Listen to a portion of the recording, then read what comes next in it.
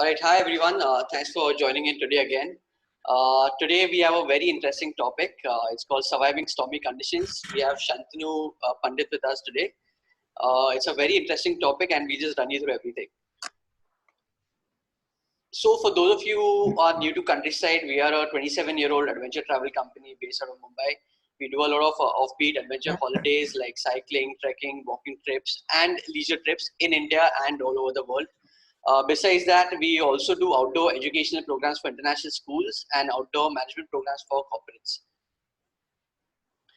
My guest today is Shantanu Pandit. He's been in the outdoors since 1978.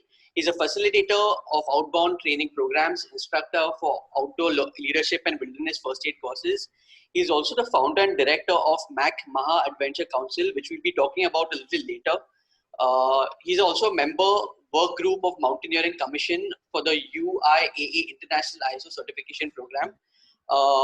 Shantanu, thanks for joining in today and doing this today with us. Absolutely, my pleasure. Fantastic. So before we start off, I just want to understand that everyone can hear Shantanu and I clearly.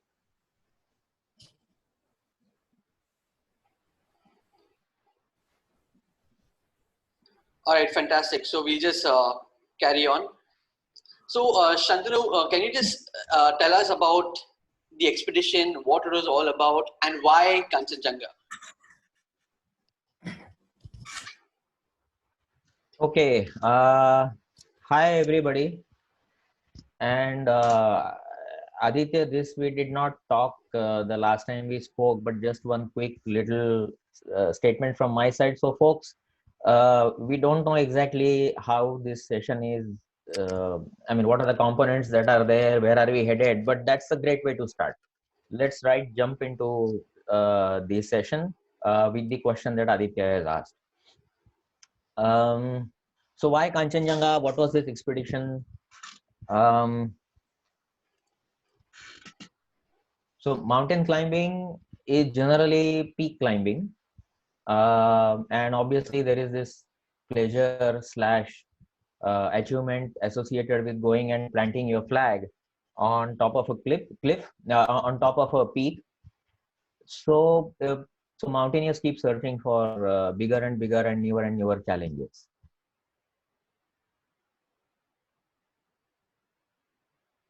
Mountains which rise about 26,000 feet or 8,000 meters, and they are known as either 26,000ers or 8,000ers. That virtual line drawn at 26,000 feet is drawn slightly on medical grounds, where acclimatization beyond that line becomes a big challenge. Now, why this is significant is, so these 14 mountains form a sort of golden club. Mountaineers dream of going on at least one of these, if not all of them. So, plus a lot of other things change. Like, for instance, the kind of logistics that is required to mount this kind of an expedition suddenly magnifies manifold from a mountain which is less than 26,000 feet. So it's quite remarkable how things change. Because of all such reasons, expeditions from India which had attempted 8,000ers till 1988 were mounted by government agencies like the defense forces. The kind of money involved, the kind of logistics involved, the kind of equipment involved, the kind of expertise, experience involved, so on and so forth. So some people in 1986, some people in Mumbai dreamt of going on an 8,000er. And that is where they started planning. And the whole thing culminated in Kanchenjunga 88, where then we, and I'm saying now because I was inducted into the team eventually, we went to climb Mount Kanchenjunga. Now, why Mount Kanchenjunga? It happens to be India's highest mountain and the world's third highest. So why not Everest? Because that's another question that would probably arise in the minds of people. Well, there definitely is a significance to going on Everest. But Everest also involves waiting time in terms of getting your permit. Also, much more money than is required to climb a mountain, which is not Everest. So for a host of such reasons, and the fact that from 1986 onwards, these people were planning to climb a mountain, things come to a head, and there is a peaking period, kind of almost, in planning and organizing. And all these things came together and we said, okay, let's go for Kanchenjunga. Okay. So because not everybody is into mountaineering and things like that. So could you just tell us where Kanchenjunga exactly is? So is it in India? Is it in Nepal? Is it in China? Okay, so let's look at the map. The lower left hand side, you see a section of the map of this area. So you have India, Nepal and China, which is Chinese occupied Tibet actually. And there is a small red rectangle in the middle of which is Kanchenjunga. So generally everybody knows Everest. It lies on the border of China and Nepal, and you can see Everest on the left top. In juxtaposition with that, you see Kanchenjunga, which is kind of south of the border that demarcates China from India. So it is on a ridge called the Singa-Lila Ridge that is virtually north-south. And this ridge divides Sikkim from Nepal. And Sikkim obviously is in India. So just like Everest belongs, inverted commas, belongs to China and Nepal, Kanchenjunga belongs to Nepal and India because it lies on the border. Okay. So your summit attempt was from the Nepal side or from the India side? Yeah, so we had to go from the Nepal side and we were happy about it. No issue about that. But we had to go from the Nepal side because on the Indian side, the Indian government had long time back declared that whole zone to be the Kanchenjunga National Park, which you can see on the on the map actually. So very few expeditions, and obviously expeditions granted permit by the Indian government, very few expeditions have gone from the eastern side to climb Kanchenjunga. So most expeditions that go to Kanchenjunga are from the Nepal side. Okay. So I just have the second map over here. Yeah. So this is a zoomed in map of the Kanchenjunga region, correct? Yes. So, folks, what I would like you to quickly look at is, so the red pin is the Kanchenjunga Massif, and a massif is not a single peak, but a group of peaks. And we will talk about that when we come to Kanchenjunga specifically. And to the left, we have a green pin, and the letters there say Kumbhakarna. So that's the immediate neighbor of Kanchenjunga to the west. And I thought it beautiful. I mean, Kumbhakarna, all Indians know Kumbhakarna. So Kumbhakarna sleeps west of Kanchenjunga. To the south, you see another green, which is another big mountain neighbor of Kanchenjunga called Kabru. And to the and between Kumbhakarna and Kabru, you see a serpentine white patch. That is the Yalung Glacier. So mark these features. Our expedition went up the Yalung Glacier to climb the southwest face. And if we come to the next slide, it is slightly easier to understand the topography or the configuration of the Kanchenjunga Massif. It's virtually a cross, and if you actually read even stuff available on the internet, they will most literature will mention this, that it's like a cross, and it neatly divides the terrain into 4 glaciers. So I mean the glacier names are there: Kanchenjunga, Zemu, Talung and Yalung.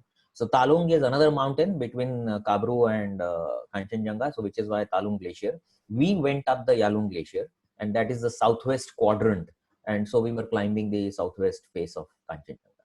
Okay. Yeah. So how many days did it take you to get from the roadhead to the base camp and things like that? So roadheads keep changing, especially in Asia. The roads are getting pushed deeper and deeper. In 1988, the roadhead stopped at a place from where, if I hike virtually every day, like maybe taking a couple of days to rest on the way, it would have taken, I mean, it did take 16 days to reach the base camp of Kanchenjunga. So we are talking of a roadhead situated, let us say, at around 6,500 feet. The base camp of Kanchenjunga was at 18,000 feet.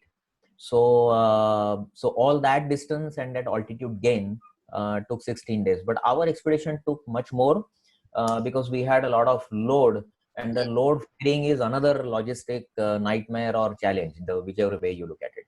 So, so we were on the, I mean, the advanced party of Kanchenjunga, of which I was a member, we were on the approach march for about a month. Okay. All right. Yeah. So your last village was this Yamfuddin was the last village. Yes, and Milind is writing, if I remember, the roadhead was Hile. It was. So, so our load was driven up the mountain roads to the village of Hile. वहाँ पे पूरा सामान उतार दिया truck से, and then it was on quarterback, and the trail then touched various villages, and Yamfuddin village was the last village. So beyond Yamfuddin, there was no village. Yeah. And just to, since you're showing this map, Aditya, should I go ahead with this? Yeah. Go ahead, carry on. Yeah. So from Yamfuddin, we kind of went north and slightly west and dropped down into the Yalung Glacier. And from there, we continued up the serpentine Yalung Glacier to reach base camp. And this map is remarkable. Base camp का arrow, अगर आप लोग देखोगे, तो there is this neat, slightly triangular patch lying there. That exactly is where base camp was. And we will see sketches later on where things are slightly simplified to understand the mountain, because we need to understand that before I get to the experience of Camp 3. Yep. Okay, so that little triangular patch called base camp, now you can see at the bottom, that is on the shores, if I can call it like that, the banks of Yalung Glacier, and you can see the swathe of Yalung Glacier at the base. And the base camp, and above that you see various features. I want you to look at the 4 peaks that are visible here of Kanchenjunga, and maybe a quick word about 4 and 5 peaks, Aditya. Yeah, sure. Also, Yeah. I would like everyone to know that all the sketches that you see throughout this presentation have been made by Shantanu. I mean, he's fantastic at them. Yeah, I had great fun because the lockdown की वजह से photos are scattered, team members cannot access them, they are lying somewhere, and yeah, and it's a bad idea to get photographs from the internet. But anyway, yeah, back. So back to you can see the 4 you can see 4 peaks of Kanchenjunga, and we'll come to which is the main peak and all that. And to the left, there is a peak which cannot be seen in this sketch, and that is known as Kangbachen. And some books say there are only 4 peaks to Kanchenjunga Massif, and some people include Kangbachen. And I tried to search on the internet as far back as Frank Smythe. When he was exploring this whole area, Frank Smythe refers to 5 peaks. That includes Kangbachen. But I remember when we went to this mountain, it was 4 peaks. Kanchenjunga, yeah. So below the 4 peaks, you see on the left the sickle. So I think whoever the first mountaineer, the first exploring team that went to this area, they gave names to various features, and the names are very evocative. For instance, look at the sickle, and it's a sickle shaped huge rock cliff up there, और वहां से to the right there is a big swathe of icy snowy shelf, and sure enough that's known as a great shelf. And all the precipitation from the 4 peaks comes down onto the great shelf and accumulates there, and obviously it has to tumble down, and it tumbles down mainly in the form of the upper ice fall. Now ice fall is like a frozen waterfall, but it's a mixture of a lot of debris like boulders and mud and slush and snow and ice. So it's not pure ice, but it's still known as an ice fall. So you have the upper ice fall, and you have the lower ice fall, because the whole thing that slides down has to get out down into the Yalung Glacier, and these are the pathways that this whole thing finds. And the hump is a feature kind of above the base camp, which was the first feature that our team tackled as it made its way up. Yeah. What month was the expedition in? Yeah, so this we had planned for summer, and the advance party left Mumbai in end of Feb. The main party left in the first week or first 10 days of March, and made its way all the way to base camp. And I think the last person from the expedition returned to Mumbai in the first week of June. Wow. Yeah. So yes, so tell us about carrying 10,000 kgs of everything in the mountains. Yeah. So this is something that probably it doesn't happen in the mountaineering world today. I'm not in touch with mountaineering, incidentally. This is an old expedition, and but for a point, we're discussing such an old expedition. But yeah, anyway. So coming back to the load, so this expedition ka style is known as the siege technique or siege style expedition. So what that means is there is a big team that goes to the mountain slowly in a pyramidal way. People and load start getting ferried and pushed up the mountain, and eventually 1 2 3 people make it to the top, if not more. And that's the way an expedition, a siege style expedition happens. So why was this 10 tons load needed? We were a group of 24 people in the team. There were 11 support members, mountain guides slash high altitude porters. Uh, so we were a team of 24 plus 11. Now to support this kind of a community on that big mountain required that kind of load. What was the load made of? Primarily equipment, which included clothing, food, and tentage. So sleeping bags, tents, and all that, kitchen and stuff like that. So the advance party left with a load of around 10 tons, and the main party followed with a load of around 3 tons. So how many people helped you carry this load to the base camp? Well, I was in the advance party, and this photo was taken by me at Hile. Finally, when all the porters disappeared up the trail with the load, I looked into the register. There were 115 porters with us. And I don't remember how many porters were there with the main party for 3 tons. But yeah. Wow. So this is the picture going up to base camp? But way before, because this is still very low, and on the left you can see a flowering rhododendron tree. Yeah, so this is pretty low, but yeah, but this is towards base camp. Okay. And it is technically known as an approach march. So the approach march has begun, if you look at this slide. All right. Yeah, so can you just tell us a bit about the camps, and also just briefly explain the concept of ferrying load from one camp to the other camp? Because finally you have to move forward, and the team also reduces and things like that. Yeah, so the base camp here was at around 18,000 feet, and I saw somebody write it was at 19,200. I think it was 18,000, but something that Mr. Google can throw light on. So imagine 24 plus 11 people at base camp, and this is 18,000 feet. So every step is an effort, and the higher you go, the more challenging things become. So the way, as I have referred to that word, the way things happen is it is pyramidal.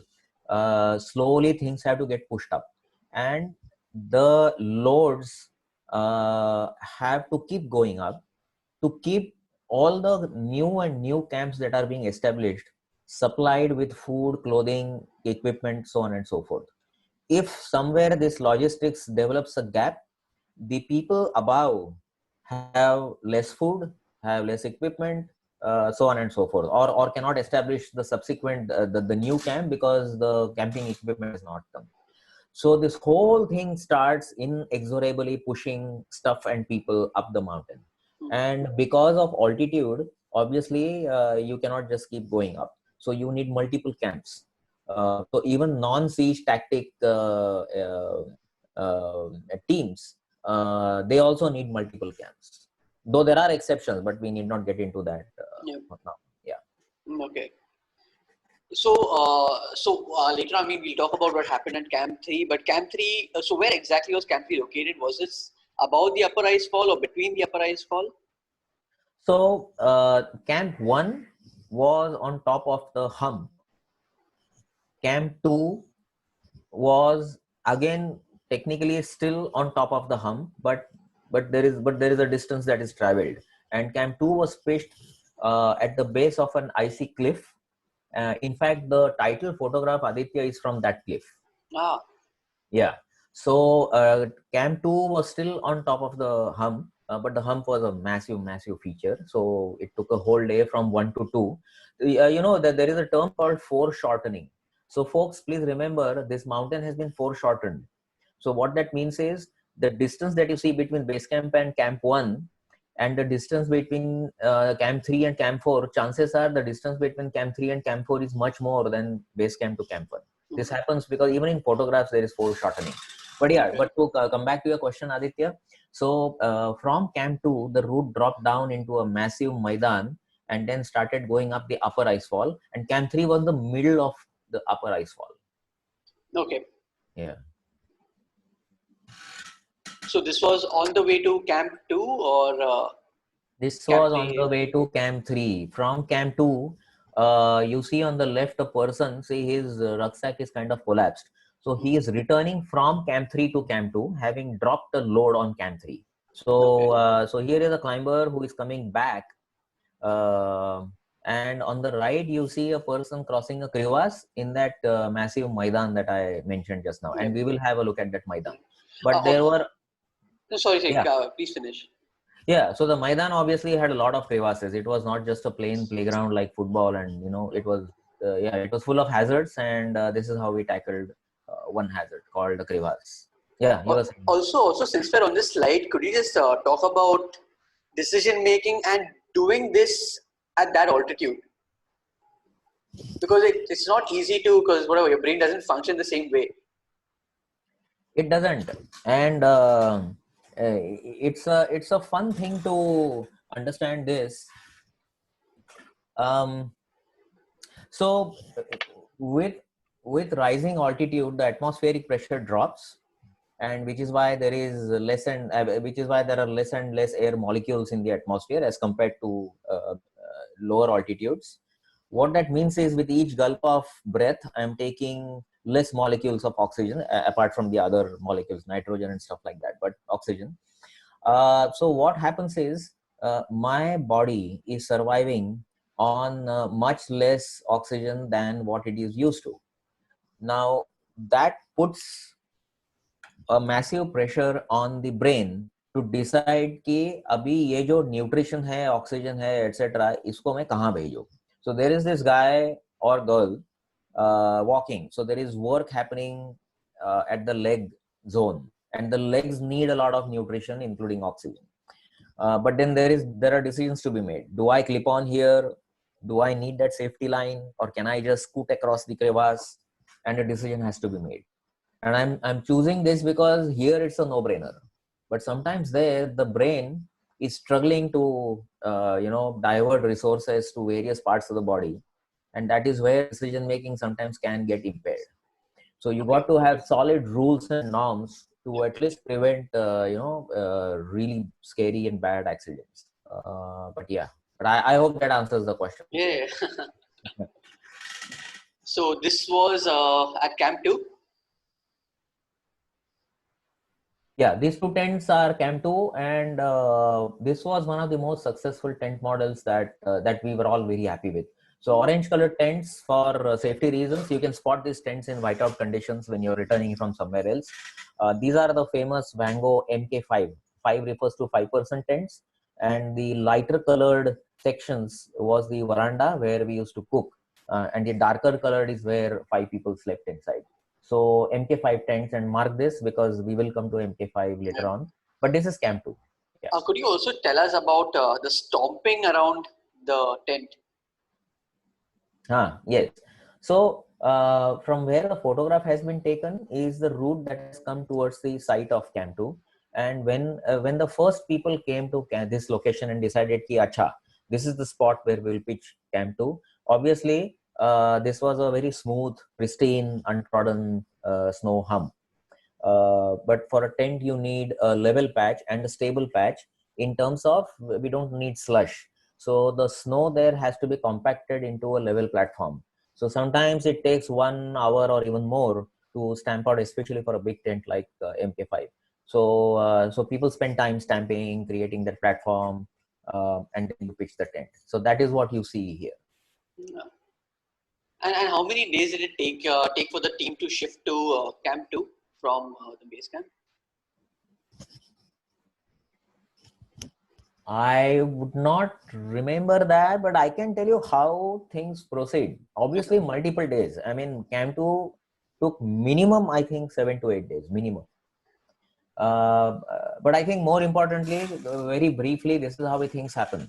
So, Basecamp say that there is this logistics plan, and some people start taking load up. What is that load? Primarily, it is camping gear and food that is taken up, dumped at the site of Camp 1, and the people come back for two reasons. One reason is you can't carry everything up because then the load is massive for a person to carry, and then you will have more people going up and then more load and all. So it doesn't work out. Second thing is this is beautiful because work high and sleep low is an acclimatizing principle. So it really helps that today I get up, I pick up a tent, I pick up a food box, I go up, drop it at Camp 1 site, and come back and sleep at base camp. So my body, so there are a lot of chemical changes that happen within the body, and my body is adjusting overnight to the higher altitude that it has been exposed to. And the brain understands that. And then so on to Camp 2. So what happens is after the threshold load of food and camping gear has been deposited at Camp 1, then comes the time when 2 or 3 or 4 people say ki, okay, I am moving up, and then they take their personal stuff like clothing and khana ghar ka and headlamp and personal ice axe and sleeping bag, and that's the only load they take, and they go up and occupy Camp 1. In the meantime, parallelly, there are 2 3 people already pushing their way to Camp 2 and dropping loads, and the whole thing just keeps on going, keeps on going. Yeah. So Camp 2, I think probably 10 12 days minimum. Okay. So this is the route from Camp 2 to Camp 3. Yeah, now you will see this is the kind of aerial view, and I did this sketch with the help of a photograph taken perhaps from a little plane or a helicopter. Um, so you see top of the hum, you see the route that has come to Camp 2, and then I mentioned that from there, the Camp 2 was based at the base of a ice cliff, and that ice cliff gave way to a rock cliff, and we went on to the rock cliff and then rappelled down into the Maidan, and then it was arrow straight to the base of the upper ice fall. And everybody remember Maidan because there is a relevance to the Maidan that comes later on. So Maidan mein wo jo bade crevasses, you saw one big crevasse being crossed in the one of the previous photographs. So there were multiple crevasses in the Maidan. Some of them were really long, like unimaginably long. Um, so I don't know what you asked, Aditya, but yeah, and then once having crossed the Maidan, the route went up the upper ice fall. Okay. To Camp 3. Towards Camp 3. So in this sketch, I have not shown Camp 3 because I think we are going to talk about Camp 3 now. Yep. Yeah. So this is the picture of Camp 3 from Camp 2. Yes. So maybe Milind could remember, but I think this was shot shot with the help of a 300 mm telephoto lens from Camp 2. And you see now how the folds of the upper ice fall are there, and we found this little space where we pitched the camp. Yeah. I think this is at Camp 3, correct? This is at Camp 3. Yes. So this So is how. can you just tell us, like generally, what time do you reach the camp, and what exactly happens once you reach the camp? Okay, so even on Himalayan hikes, people who have traveled with countryside, you probably would remember that generally it tends to rain in the afternoon in big mountains like the Himalaya. So all over the world, when people hike or climb, they prefer to rise early, get out of the tents and start walking early, so as to reach the next camp or drop back to their original camp by 3:30. Obviously there are exceptions, some days are long, some days are short, but generally that's the norm that I as a hiker or a mountaineer would like to stick to, because I don't want to get caught out in bad weather, not see where I'm going, get caught out in the dark, and then have no light left to find my way back or deal with the situation. So one statement response to your question is 7:38 start walking, and hit camp by 2:33. That's the norm. Okay. And then, and once you reach, so generally, how does it work? So some people cook, some people just organize a tent and plan for next day, or how does it generally work? Yeah, so especially in a camp where there is nothing but snow, and perhaps if you're lucky, a bit of rock around, and camp 3 there was no rock around, there are many camp chores that are to be taken care of, and people have to pull their weight and fight tiredness as well as laziness and sheer cussedness to get up and do things. So for instance, you see a lot of stuff being aired, and the airing of sleeping bags and clothing is important, not only because it tends to get damp with sweat and all, but it tends to get smelly also. So you need UV radiation to kind of kill the microbes that are probably thriving inside sweaty sleeping bags. And so you that. Second thing is, imagine, as I mentioned, there is a kitchen inside the extension veranda of the MK5. So that is a hot spot. So the snow underneath keeps melting, and the stove actually starts going deeper and deeper into the snow. So you need to keep filling that up. Then there is load to be sorted out. कि कल क्या करेंगे? What is to go down because it has lived its purpose, and what is to go up and what is to remain here. And then there are calls to be made. So preparation for the calls. Calls in the sense we had walkie-talkies. There was line of sight throughout the mountain, so there was communication between all the camps. So lot of stuff. There are injuries to be tended to. Ice axes tend to get blunt, so they have to be sharpened like crampons. Some gear breaks down. There is probably a tent to be repaired. It is a continuous thing. Yeah. In this picture, I think there are three different tents. So could you just tell us a bit about them? We saw the Vanco 5, and there were two other tents, right? And there were three others. Yeah. So the one that you cannot see was beside the photographer. So that has not come into. But we have a modern tent to illustrate that. But to answer your question, so we have the MK5, which was the innermost tent. So what happened was, we came to this site, and I was the person who actually came here with two Sherpas and another group member. And then along with the Sherpas, because they were the experts, the four of us took a decision कि यहाँ पे camp 3 लगाएंगे. And we spent some time creating this platform because it was a rounded hump. So we had to stamp it out. So if you actually see, people should notice that on the right, there is a rucksack with an external frame. वहाँ से apparently there is a steepish drop, which was a steepish drop actually. So this ledge was kind of hacked out, and on the left you can see a slightly vertical section of the hump which was hacked into. Right. So this was a shell. This was a little ledge that we stomped out of the hump. Innermost tent is MK5. The middle two were what is known as dome tents, and there are many designs of dome tents. Obviously, dome tents are good to weather high winds. And the one that was right next to the photographer, and which is not seen in this frame, was a tent which was a single fabric tent titled called the limpet tent. And we will see that a bit later. But Aditya, do you have anything more about this that you want to talk? No. Now we'll get to the exciting part of what exactly happened at Camp 3. Yeah. Is there a photo of the limpet tent? Because I do have it. Yeah, this one. Yeah, because I think we should talk about this and then move. Yeah. So folks, this is a limpet tent, and a quick thing about how tents function. So people who have stayed out and camped out, you'll remember that a tent has two layers. There is an inner and there is an outer. The outer is known as a fly sheet.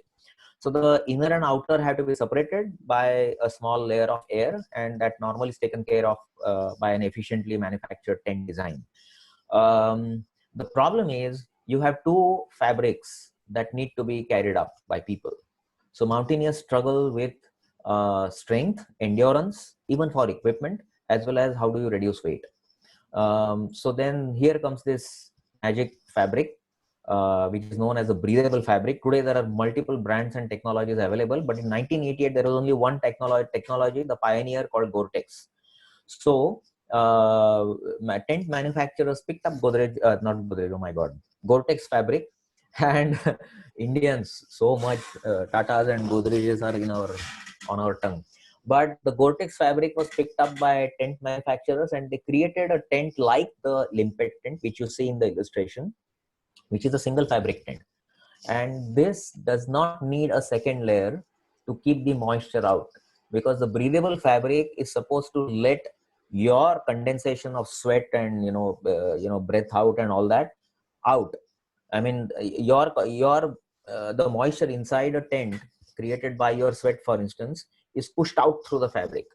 But any rain or snow that precipitates from outside does not enter the Gore-Tex. So you have Gore-Tex suits also. You have Gore-Tex jackets, you have Gore-Tex pants, you have Gore-Tex shoes, and you have Gore-Tex tents. So this limpet tent was a single layer tent, which means its weight reduced drastically. The name limpet because it was supposed to weather high storms, because it stuck to the mountain like a limpet. They also reduced weight in another area, which I think, at least for me, was a bad idea. um, so the tent has to be tethered down with the help of pegs or stakes, as the Americans call them. So these pegs are little pieces of aluminum or plastic that hold the guy lines down and hence the tent down. So the pegs of a limpet tent were extremely thin rods of aluminum, very, very lightweight, uh, and kind of flimsy. And we'll come to that a bit later. Okay. So then can you just tell us what exactly happened on Camp 3? Yeah. So maybe 2:30, 3:30, we all had that day reached camp. And the other movements on the mountain had also kind of... Shantanu, sorry, just give me 1 second. Sure. Yeah. Guys, I think there's some disturbance on the screen. Someone is painting or scratching or doing something. Yeah, Could I you was please going. not do that? Because I don't know how that is happening, honestly. Yeah, I was wondering if and it shouldn't happen Yeah. only at your end, no? Yeah, Why? exactly. But I don't know why that is happening. Because only I have access to the screen share. Okay. Yeah. Yeah, I think we carry on. Yeah. So hold on to this slide, Aditya. Yeah. Because the clouds also have a relevance. So, folks, I made a statement that generally in the afternoon it tends to rain in big mountains, because big mountains create their own weather patterns and their own climate, local climate. So mountains are a normal feature, especially in the afternoons, in such big mountains. So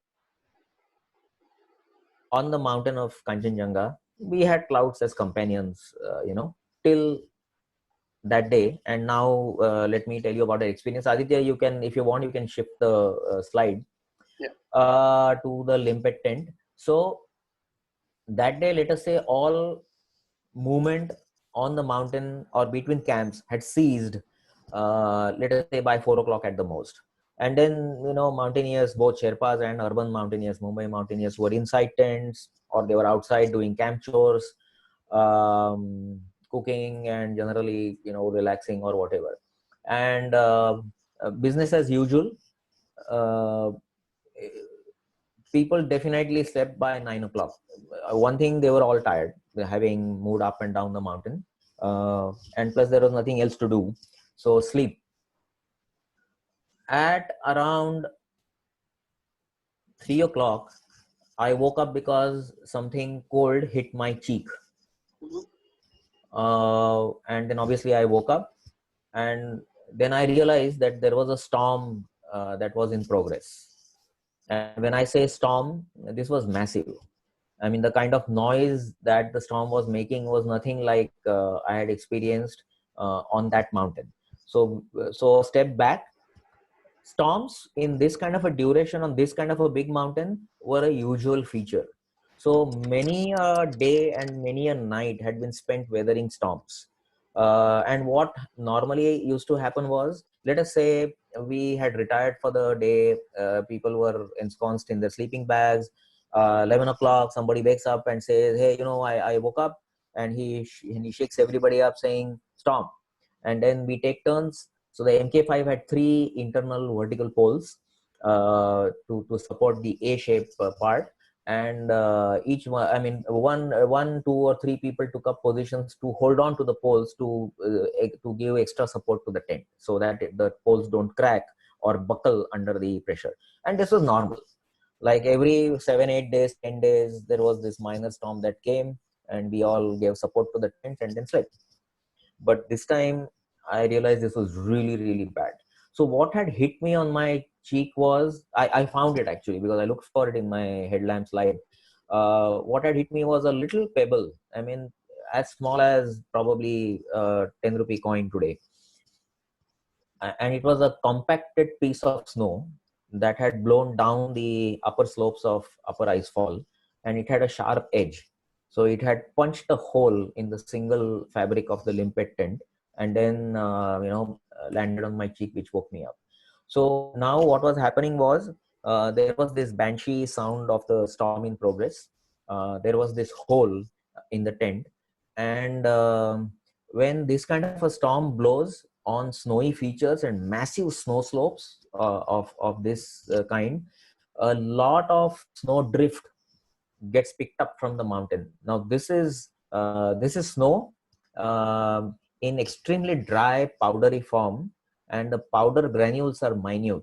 So what that means is, this snow drift tends to get through not only holes that was punched, the size of that which was punched in the tent, but also through the tiny pores in the fabric of my my jacket or t-shirt or whatever. So snowdrift is really bad. So snowdrift started coming in. I woke Dilip up. So Dilip was my tent partner in the limpet tent, and we were in the outermost tent. Next to me was the Sherpa, staying alone in his tent. Next to him was Sanjay, who was alone in his tent. And then innermost MK5 was occupied by Shrikant, uh, again alone. Now the whole idea was, you don't leave a tent unoccupied.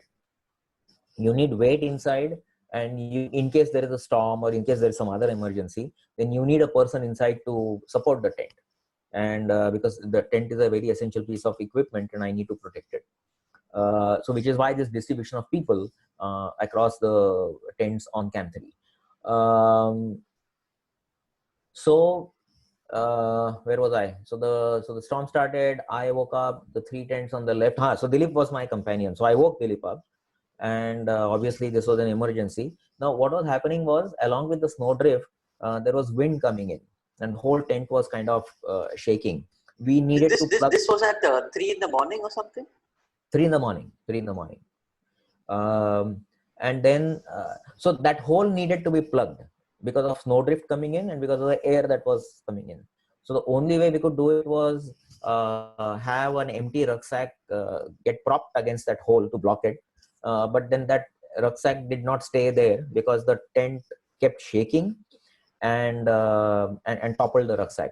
So then our decision on that was ki one of us needs to stay propped up, like that. So I took the first turn. Dilip said, let me try to sleep. And then I said, okay, I'll wake you up after some time and then you can take a turn and I'll try to sleep. So I sat there, and the storm was going on. And then one or two things happen when you wake up in the middle of the night in the Himalaya. Sure enough, it is so cold and you are now out of the sleeping bag, so on and so forth. You need an urge to pee. So actually it was Dilip who got up first saying, I need to pee. He unzipped the limpet tent's door, and you can see the door in the illustration. And then he said, look, I can't stand up. I don't have the confidence. The wind is so strong. So what that means is the wind speed was at least 100 kilometers per hour, if not more, where a person cannot stand up. And the problem was here, unless you are tied to a rope, and we were not, obviously, there was this real danger that if you lose your step and you're still kind of groggy from sleep and stuff like that, the drop down was really steep from that shelf that we had carved out, that ledge. So he said, look, I'm going to pee kneeling down, which he did. And then I need to go. It's almost like, like schoolboys, like one student says, teacher, can I go? And then half the class wants to go. So, and I found out that, yeah, it was not possible to stand at all. So we did the job any which way that we could. We came back. I again took my position of sitting there, and the storm continued. And then there was nothing to do. That is when um, I noticed something beautiful actually. So especially in a storm with high speed winds brushing against the nylon fabric of a tent, the nylon builds up a lot of static electricity. So I was sitting, and the tent wall to my right was next to me, and the tent wall to the left was away from me because Dilip was there. So on the right, when the tent wall, because of a particularly strong gust of wind, started kind of caving in and leaning towards me, I very naturally braced my hand against it. Now, as soon as I did that, the static electricity had a conduit to get discharged. And then there were green arcs of electricity around my fingers. And it kind of became a game that, okay, now let me wait for that electricity to build up again. And then, oh, let there be a gust of wind. And then, so that was something really beautiful as I sat there. But you also stepped outside, right? I stepped outside only to pee. Yep. But the next part now comes in. But are you referring to something else, Aditya? No, I'm not. No. Yeah. Okay. So frankly, I don't remember how long I sat there. The only indication to that was it was still not Dilip's turn. So maybe I sat there for 20 minutes, maybe I sat there for 30 minutes. But before I move to the next stage of the storm and our nightmare, let me also tell you, we were shouting across to each other कि तुम्हारे tent का क्या हो गया, तुम्हारे tent का क्या हो गया. Throughout this ordeal, the Sherpa was chanting prayers at the top of his voice throughout, like continuously, as he slept through the storm, or not slept through the storm, sat through the storm. Sanjay's tent had caved in because slowly from top, the snow that kept sliding down because of the wind started getting piled up against his tent, and then eventually the tent started buckling, the poles broke, and he had to crawl out to Shrikant's tent. And then somewhere down the line, Shrikant shouted, okay, one pole broken, MK5. Then, okay, another pole buckling because of the winds. And there were two people now inside the MK5, Sanjay and Shrikant. So all this was going on, and the Sherpa kept chanting his prayers. And so I sat there. And then somewhere till today, and I don't know if Dilip would remember this actually now, and we talked about it a bit, but something really big came, punched a massive hole in the limpet tent. And fortunately, it missed me. It landed perhaps at my feet somewhere. And then something really bad happened, in the sense that there was this hole out of which we could crawl out, because that's what we did eventually. We never unzipped the tent. Dilip and I, we crawled out of that hole. So that hole was really big. So which means this huge body of air came in, and our tent actually shook from its moorings. It shifted by about a couple of inches. With all of you inside. Yeah, with two of us inside, with the equipment inside, our personal gear inside, and stuff like that. That is when Dilip kind of really took charge of the whole situation. He, slid out of his sleeping bag. He said, "Look, I am going out. I'm going to hold on to the tent. You start putting everything, stuffing everything inside your sleeping bag. When you're finished, you come out, you hold on to the tent. I'll crawl to Srikant's tent, and then it's your turn." And so that's what I started doing. I started, filling that whole thing up. Dilip went outside and he held on to whatever he could, the fabric, the pole, the guy lines, and then, because the idea was if the tent goes towards the edge of the ledge and topples, there was no way we could do anything about it then, if with us inside. That was the only thing left, and I'm so glad Dilip took those decisions. So I finished doing that, and I remember on my left hand I could put on a really thick wool mitten, and mitten is a fingerless glove with a separate section for the thumb, but I couldn't find my right mitten. So by the time I ended up in Srikant's tent, my right hand was kind of frozen. But I did all that, and then I came out, and obviously we were not standing. We were not even on our knees now. We were like really doubled up and on our fours. So Dilip took his sleeping bag, and crawled to Shrikant's tent, and then it was my turn, and I couldn't let go of the tent now because there was still stuff inside. So the only thing I could do was I grabbed my ice axe and somehow made a pile of the tent, and then slammed the pick of my ice axe through the fabric down into the shelf, the bottom layer of snow ice. So the tattered tent now lay pinned to the shelf, and then I took my sleeping bag and I crawled into the MK5. So now the Sherpa was in his tent, and the four of us, Shrikant, Dilip, Sanjay, and me, we were in the innermost tent. So that was the next phase. So the third phase began now. So should I get into that, or you have a question, Aditya? You saw like a beautiful view outside, right, when you stepped out of the tent? That's what I want to ask you about. Yeah. So there were two beautiful things that fortunately I had it in me to notice. One was those static electricity arcs when I was doing nothing inside the tent but propping my rucksack up the hole. But while I was out and while I was hanging on to my ice axe, slammed into the shelf and holding on to the tent, and Dilip was slowly crawling to empty the innermost tent, I had a look around. Now, folks, that was the only time throughout the expedition there was not a single cloud up in the sky or down in the valley. It was all completely clear. There was a biggish moon, a gibbous moon in the sky. On my right was Kumbhakarna, and it's a massive mountain. It is just less than 26,000 feet, and it has these beautiful two peaks.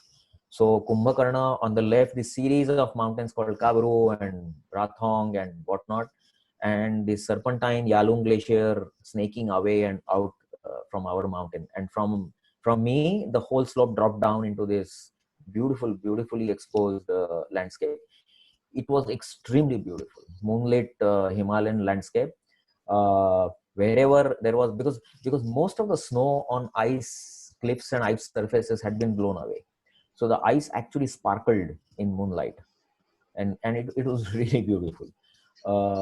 I wish I could. I had a camera. I mean, I had a camera, but I had no fingers to take a snap, and I was not thinking of taking a photo, obviously. But yeah, so beautiful. And So now that you've moved into the other tent, can you just tell us a bit about the Sherpa still praying throughout the night, and when you guys started writing your diaries or notes rather? yeah, so this is religious / spiritual / mysterious. The Sherpa's tent was the only tent that stayed intact and survived the storm intact. He chanted his prayers all throughout, completely without fail, like continuously. uh, I'm not from that field, so folks, I leave that to you to decide what works and what doesn't work in this world in terms of prayers and faith and belief and all that. But yeah, so the four of us were in the MK5, and the MK5 finally, all the poles broke. They were bent out of shape and stuff like that. So the two fabrics, then we formed a plan. We held on to the fabric with our hands, and we kind of hunkered down. And we just stayed there. So what were we doing while we were doing that? And now it is 3 o'clock. Past 3 o'clock was when I woke up.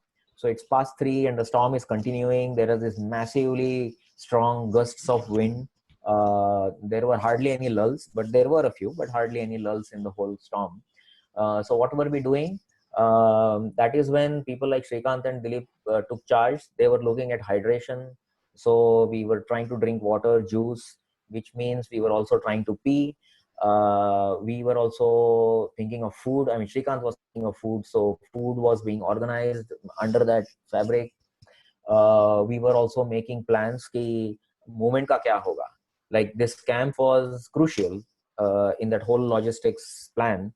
Now 3 tents are collapsed. We didn't know what had been blown away.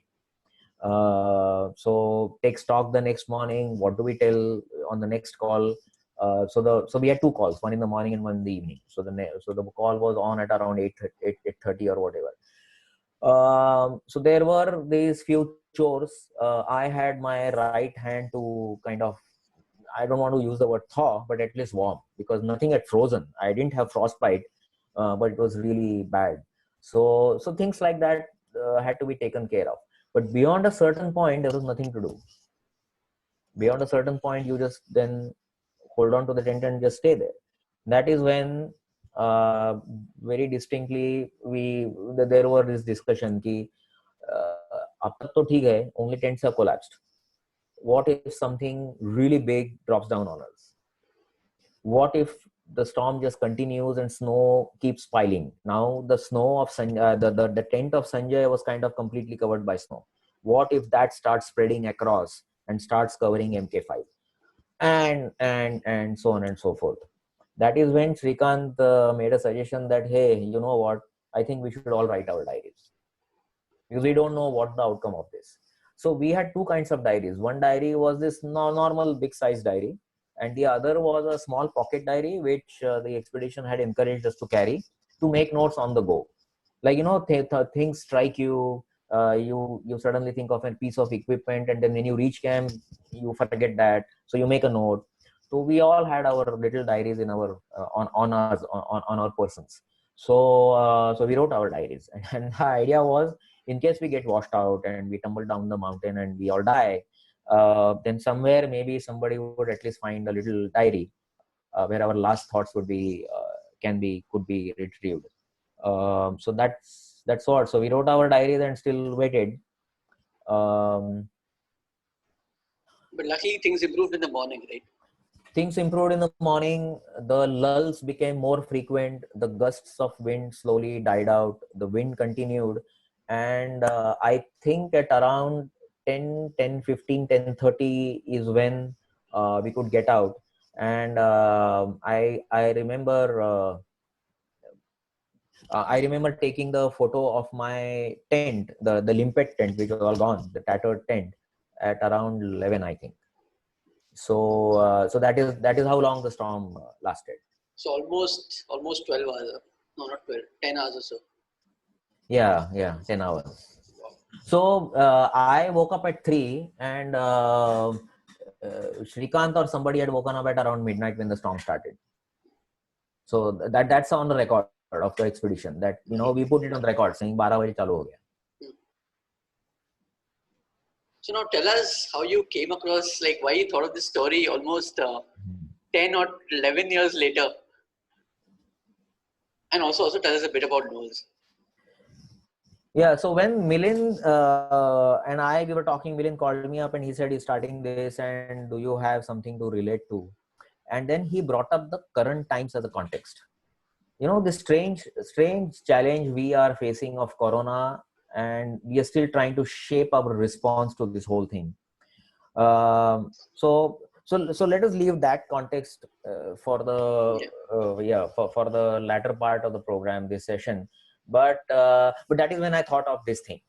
So let us come to Knowles. So what happened was, in 1999 I applied for the instructor course at an to today it is a 50-year-old organization. So this organization is National Outdoor Leadership School. So the acronym is Knowles. It is situated in Wyoming in the USA. And philosophically, it is pretty much aligned with Outward Bound. And I'm saying this because more people know of Outward Bound much more than Knowles. So Knowles is an outdoor leadership school. Knowles conducts minimum 1 month duration wilderness-based outdoor leadership courses. And sometimes there are 3 month, 6 month, and 11-month semesters also. And you pick up outdoor skills, and you pick up leadership skills. And I'm saying this specifically because it's not just Gyan, it's all experiential learning based. So unless there is a context, Knowles instructors don't talk about a subject, whether it be crossing a river, which is an outdoor skill, or it could be decision making, and there is a progression to it and all that. But it's a serious business, because universities in the US recognize a Knowles diploma, and the college and students who successfully go through a Knowles course get college credit. So I underwent a month-long instructor course there in 2000 in May, somewhere in Wyoming. in Wind Rivers, in case you are interested, Wind River Mountains. But what's the relevance of this knolls and this whole thing to our present session? So when I started filling the form, there was a usual sequence of sections like personal information, like how much you weigh, what is your height, this, that, medical information, so on and so forth. And on the eighth or ninth page, there was this: tell us a story. That is how that little thing, the half a page space began. Tell us a story, where you underwent some experience in the mountains, which was intense, and you learned from it, and you applied that learning subsequently again somewhere in the mountains. And I found it really intriguing. I like the words, tell us a story. That's what an organization is telling an applicant: tell us a story. And how beautiful it is. and, and it is an outdoor leadership school. The foundation of that is experiential education, and they're trying to help an applicant, saying, what did you go through? Tell us about an experience. What did you learn, and did you apply that learning? So that's the relevance, Aditya. Yeah. So then, can you tell us a little bit more about it? Oh, and by the way, where was this picture again? This was on one of your Knowles expeditions. Yes. So May 2000, I became an instructor, and immediately they put me to work. And I used to work 2 courses per year, 1 month courses. Most of the courses that I have worked till 2000 have been in the Indian Himalaya and some in the US. So this is a very famous mountain. This is Nanda Devi. So this is up the Milam Glacier. No, not Milam Glacier, the Milam Valley. We at the head of which is the Milam Glacier, and this is pretty high. This is towards Shalang Pass. Shalang Gad karke there is a drainage, and then there is a Shalang Pass. So that was our high point, and I'm approaching the high point, and then my co-instructor took this shot with Nanda Devi in the background. Clear skies that day. Super. Yeah. And now tell me that after getting into a storm at 22,000 feet and things like that in 88, you decided to do something again in 89. Yeah, and that day I used the word because it just came up. So let me use that word. So incorrigible mountaineers, they will never learn. So it was back to the mountains. And then on Kanchenjunga, incidentally, folks, because some of you may be wondering, our team did not make it to the summit, but we had 2 summit attempts. And the first summit attempt was done by Charu and 2 Sherpas. They crossed 26,000 feet and they went really high. The second summit attempt was by Uday Kolwandkar, and along with 2 Sherpas, and they went beyond the point reached by Charu, but then Uday also returned. Today we think it was a safe decision because both Uday and Charu had frostbitten fingers and toes. We dread what would have happened if they had continued. Would they have made the summit is one question, but how would they have made it back, and what condition is a completely different question. So why I'm saying all this is, in 89, Uday called me and said कि expedition को आता है क्या? तो कहाँ आता है, कहाँ जाने का है, मैं आता है. And then 7 of us, I think it was 7 of us, we went to Gangotri 1, which is in Garhwal. This is one of the peaks in the Gangotri area, and you have really very, very famous peaks there. So Gangotri also is a massive. You have Gangotri 1, 2, and 3. Gangotri 1 is 6672 meters, which is almost 22,000 feet, 21,885. And Uday led the expedition. And I was fortunate to stay fit throughout. And then Parag from Mumbai and I and 2 Gadwali guides, the 4 of us made it to the summit. But then there is a story involving a Maidan, involving a limpet. So you see the limpet at Camp 2 and me. So the story is like this. Do you have any questions about Gangotri or whatever, Aditya, or should I just go? No, I think we can carry on. Yeah. We can carry on, yeah. So the base camp was at around 14,000 feet, 2 days away from the township of Gangotri or the temple of Gangotri. From 14,000 feet, we climbed up, pitched Camp 1, which you don't see in this picture. And the route comes up from Camp 1 from the left and then crosses the Maidan. So again, kind of arrow straight, really bad because it's a furnace. A lot of heat reflected from neighboring cliffs. And then your foot tends to sink in, and sometimes up to knee level and thigh level and all that. But you continue, and the Maidan ends, sure enough, against a snowy, icy cliff, and then it's up, up, up, up. And in the picture, you can see the ridge from Gangotri one drops down into a saddle kind of a formation, and geographically, this is known as a saddle. So this is the lowest point between the ridge or on the ridge that connects Gangotri one and a mountain called Rudugaira. So Rudugaira is to the right out of the picture. And just so that you people know, from base camp we acclimatized by climbing Rudugaira and coming back, and then we attempted Gangotri, so which was a great thing. So up that cliff, this was not an ice fall. This was just a massive slope of snow and ice, largely snow, but very powdery, sugary kind of a snow. So we went up that and we came to the ridge, and this ridge was pretty narrow. So which means both sides of the ridge had drops.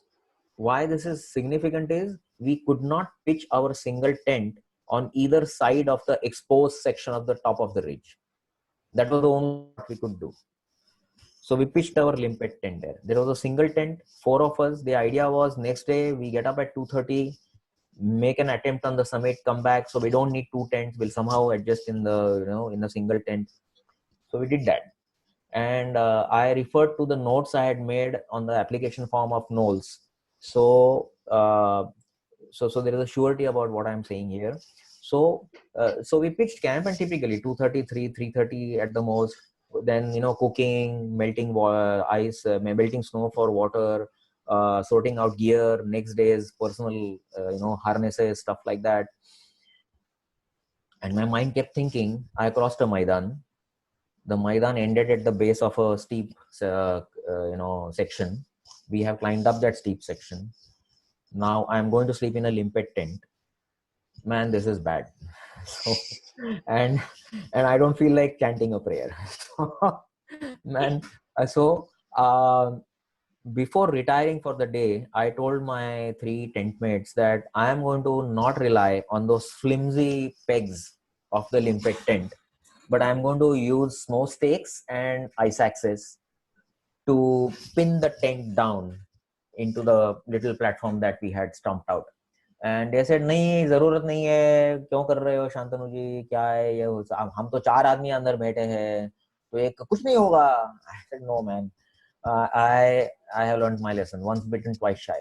And snow stakes are really really big aluminium, I don't know what to call it, plates,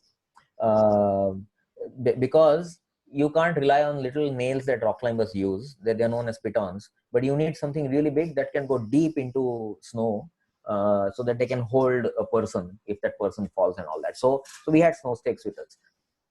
So I used 2 snow stakes and 2 ice axes to tether the limpet tent down to the ground.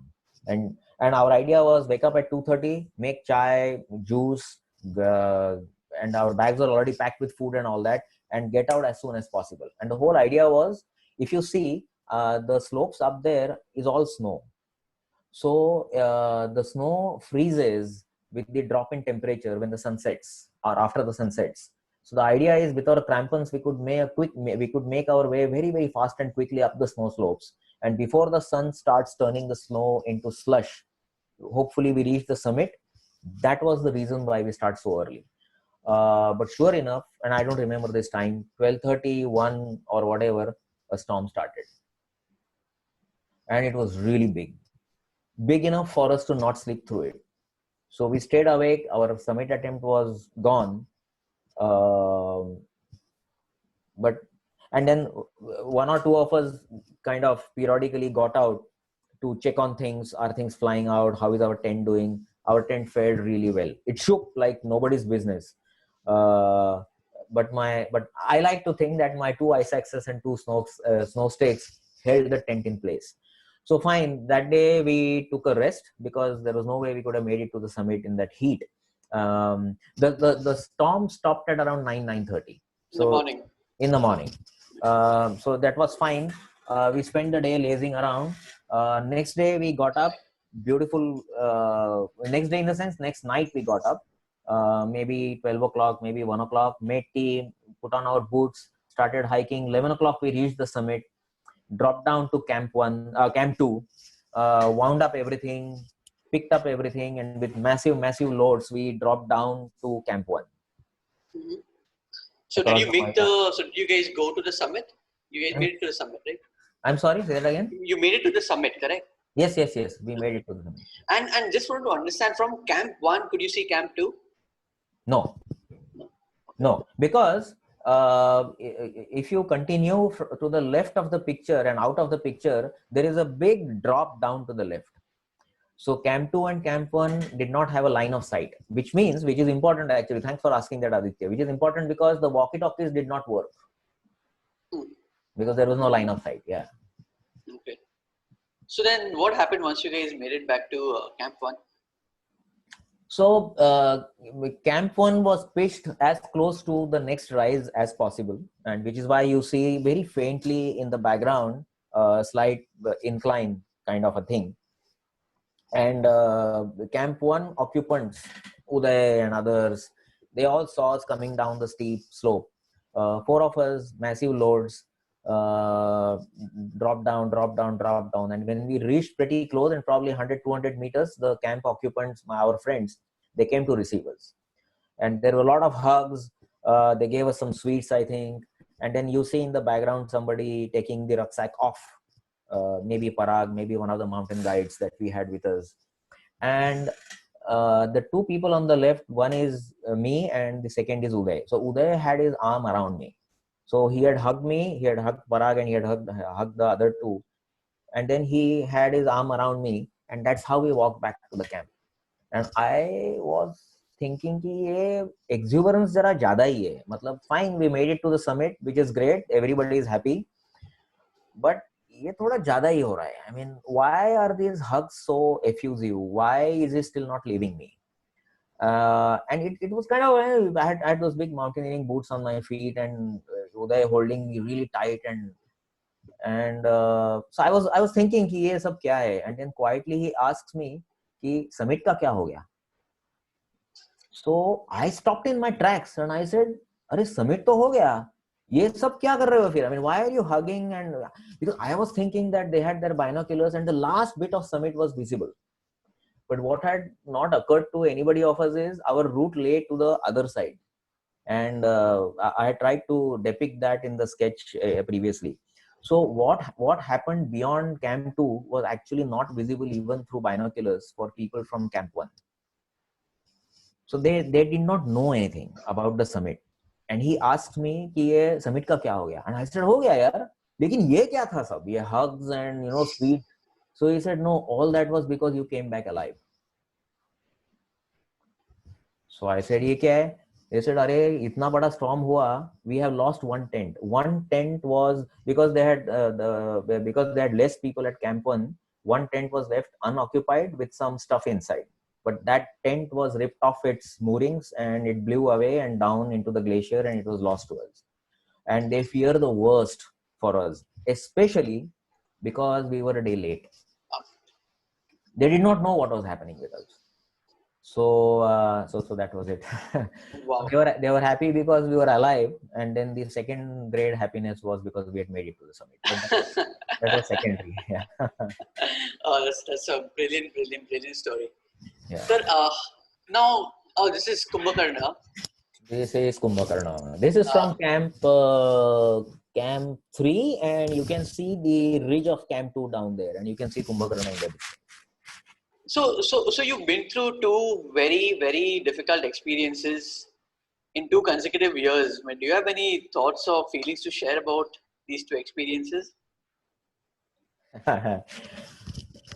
Lots actually, because multiple junctures, these 2 in tandem come up in my mind for a lot of reasons. So I'm sure folks, all of you would draw your own lessons if you want to. I mean, this is not a class or whatever we are doing. This shouldn't become pedantic. But I'm sure a lot of things there. what I have uppermost in my mind are 2-3 things, and these are illustrations of how all of us are thinking or can think really great thoughts about this whole thing. One thing is, there were people who took decisions really fast, and I'm speaking of my Camp 3, for instance. And there were people who followed those people who took decisions. So normally one speaks of leadership. Here I am also thinking of followership, that things happen when there are good leaders and there are good followers. And the followers have, we could go on, but that's one thing. Second thing is, going back to Camp 3 on Kanchenjunga, there was a time for really fast action. And then there was a time to do nothing but just hunker down. And sometimes the response to external situations is best when you don't do anything, after you have done everything that is possible or within your resources, and so on and so forth. So that comes out really starkly, that all we did was actually do nothing but just hunker down, and then make ourselves strong for any coming emergency. So eat, drink, so on and so forth. So use that time. But it would have been really bad if one of us, especially a person who is a strong personality and can take lead, that let us go down the mountain because this is bad. I don't know. On retrospection also, it sounds really dreadful. The thought of trying to go down in a storm at that altitude, 22,500 or something like that. One more thing that strikes me is, probably this is so strong in my head also because there is an external agent like Knowles that made me think about all these things in detail. So the two things were linked obviously in my mind, because that's why I took the decision of using snow sticks and ice axes on Gangotri 1 Camp 2. And obviously it was in my mind. But there is an external agent that made me think much more, that gave significance to this, that brought out a lot of things about the connection in my head. And I think that was wonderful. So many experiences get lost because I don't realize the significance, and there is nobody outside of me who says, hey, I would really like to know what you did in those two experiences. What are your thoughts? What are your feelings, and so on and so forth. So I think the role played by Knowles or any external agency can be really, really meaningful and powerful. The last thing then, this could go on. The last thing is, so the title is Surviving Stormy Conditions. And I've been thinking we have a silent storm going on around us. Very, very silent, very insidious. How we come out of it, the quality of it, that we will come out of it is beyond a doubt. But the quality of the outcome of our response is something that we could think about. Was what I was thinking, Aditya. Yeah. So just moving on. Yes, I completely forgot about this. Could you please tell us a little bit about MAC? I know there are a lot of people joining in from Mumbai and Maharashtra, and they love going on weekend hikes. So could you just tell us a bit about MAC, what it's trying to achieve, and why people should actually know more about it? Yeah, so on a really broad level, like it has happened in many Western countries, including New Zealand, UK, USA, and a few others, it has also started happening in India, in Uttarakhand, in Maharashtra, and a few other Himalayan states. What is happening is, government agencies have started taking note of a lot of things that are not appropriate in the field of adventure and organized adventure programs. What does that mean? It means safety of people. It also means safety of the environment. So for instance, the National Green Tribunal put a halt on rafting activity on the Ganga almost for a year. That is one example. It was resolved, but that ban on rafting made companies and clubs come together and take initiative in self-regulation. So the key word is self-regulation. So something similar is happening in Maharashtra. So some of us got together and we said कि look, we can't keep saying कि कोई तो इसको कुछ करना चाहिए. And the government, on an extremely genuine level, and especially now, has completely more important and different priorities. And it is our community that needs to self-regulate. So what does that mean? So what that means is we need to look at what has happened elsewhere in the world and learn from them, because exactly this sequence of developments have happened elsewhere also. So that's one. Second thing is evolve safety guidelines, try to dialogue with the government, saying, look, we don't want to fight you when you come with a ban or restrictions. We want to work with you. And see how best to handle this whole situation. So there is a problem of governance at this scale, like a country in the size of India, so on and so forth. The self-regulation also means we need to connect with various stakeholders. So we have parents that send children to various camps and programs. We have individuals and groups of individuals who just pick up their rucksacks and go and hike. And there are companies and there are clubs. So these are all stakeholders apart from government agencies like Forest Department, Archaeological Survey of India, the Public Works Department, because they have dams and reservoirs and stuff like that.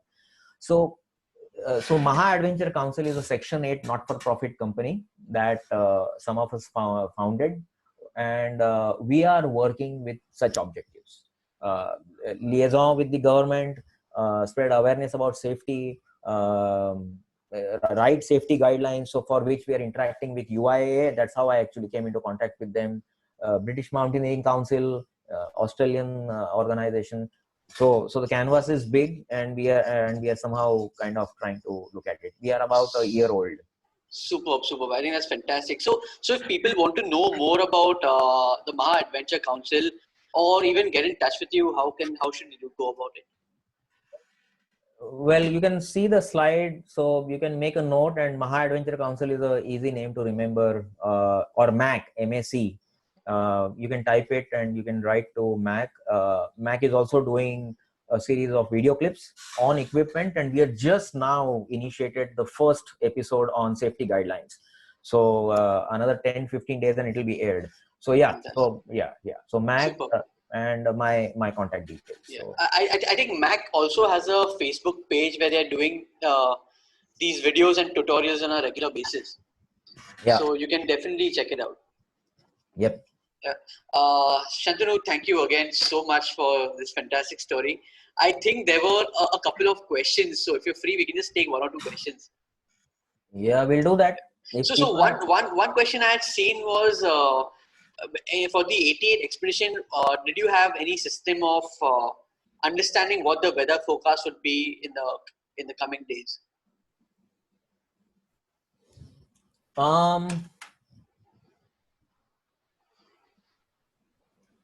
Largely no. It was what we read, and we heavily relied on the Sherpas because their assessment of the weather patterns and anticipation prognosis was way better than us urban people. We had obviously read records. What happens in that time of the year? This was 1988. There were no sat phones for us to stay in touch with weather bureaus and weather reports and all that.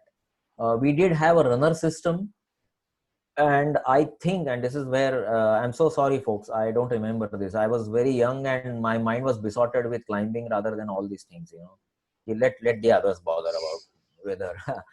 but yeah, I'm sorry, but that's my response. Largely no. We were left to our own assessment and resources. After Gangotri 1, did you do any serious expeditions? Very serious summits? No, just a couple, because my mind wandered away from mountaineering and got into experiential education and adventure education, frankly.